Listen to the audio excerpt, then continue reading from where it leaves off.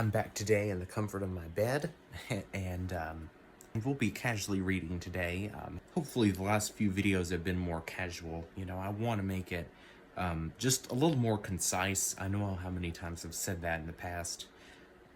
That's probably one of my biggest weaknesses, too. The fear of change. But I suppose today we'll try again. So, we'll be looking at this message. This one's called Living for God Today. Let's see. It's easy to look forward to the future and miss out on the great plans God has for you right now.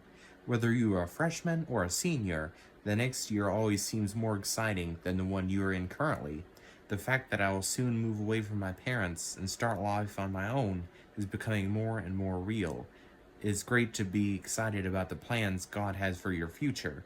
As Jeremiah 29:11 states, "For I know the plans I have for you." This is the Lord's declaration, plans for your welfare, not for disaster, to give you a future and a hope. Plans for the future are beyond exciting, but if you aren't careful, you could miss out on having an impact for Christ where you are now. This played out in my senior year, the way I interacted with younger kids, and the way I invested in their lives. During the beginning of my senior year, I was more worried about where I was going to go to college, or how I was going to pay for it, than I was on making a mark for Christ. Then I realized God was calling me to reach out to underclassmen by simply saying hi in the halls or introducing them in events.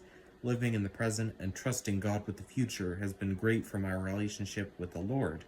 Living with an attitude excited about the day God has me in now has also allowed me to experience the joy of reaching out to those in my current environment. Be encouraged to not only be excited about God's future plans for you, but to also live for God in the present. What plans does the Lord have for you in current circumstances? Well, it looks like that's about it for this one, guys. I really like, it's a hard thing to do when you're trying to balance looking forward to the future, while at the same time being grounded and being able to do things in the present. Hopefully uninhibited. But, I feel like especially nowadays that's becoming more of a rare trait that people have. It's scary in the modern day and age to see the tides turning in probably most ways possible.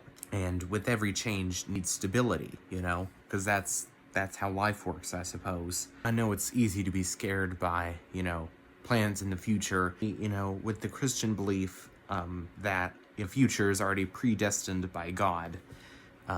I'm not exactly sure what my thoughts on that are yet, and I've always found it strange that, your future isn't necessarily what you want, but it's kind of something you have to grow into. It sounds like a form of being able to move on with the things you don't like, and resting in comfort. But at the same time, I don't fully buy into that because, God gives us so much time to change and so many opportunities. We can anytime we want to. The problem is whether we want to, pretty much, How great would it be, to just hear a story of somebody waking up and kind of just slowly being transformed into a better person, But I don't have much to contribute on this one, and, it was worth the read. It took a grounded approach to our tried and true message with this book right here, and it was the kind of thing about the value of true hard work. One of the most irritating feelings is that feeling of, just having kind of half done something right, like you kind of did it good and you just kind of slacked, and it's a really stressful feeling, and I feel like that a lot in my own personal life, except sometimes with stuff like that, it's hard to tell, if you're actually picking up on something you need to improve on, or whether you're just being a little bit paranoid about it. That depends. But like we've said before, having that little encouragement or motivation to keeping on, sometimes it can be helpful to go to someone you trust and you ask them what they don't like about you. And that can be a pretty insightful process, I'm pretty sure. Even if it's not always positive criticism, it's very important, and you have to let down your shield of defensiveness, before you can properly accept it. But thank you guys for listening, and I'll see you again tomorrow. Bye-bye.